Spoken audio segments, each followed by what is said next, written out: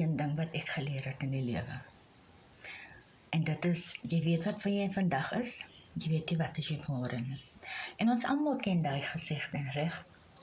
Maar ek het net besluit, ek gaan my fokus op dit sit, paar jaar gelede, toe ek retrenches, en toe ek unemployed was, en toe ek so broke was, dat ek geweet het wat ek aan doen.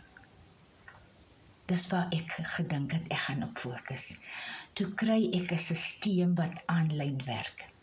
'n Aanlyn besigheid wat ek nou gekry het, en dit werk nou vir my, in die agtergrond, want al my stelsels en prosesse is in plek.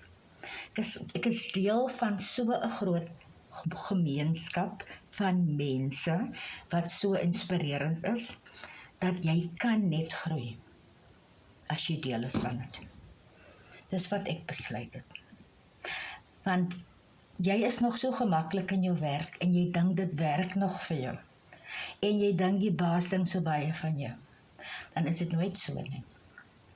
Of jy het soveel waarde wat jy bygedra het by die company, en op die einde van die dag is die maatskappy nie joune nie. Dis 'n ander man se wat jy verwerk.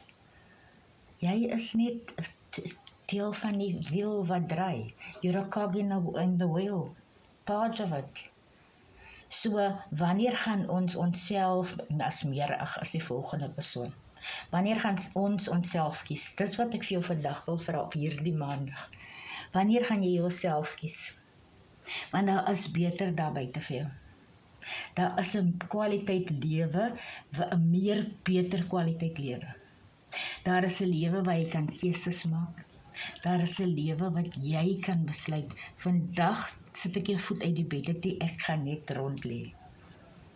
Want ek kan.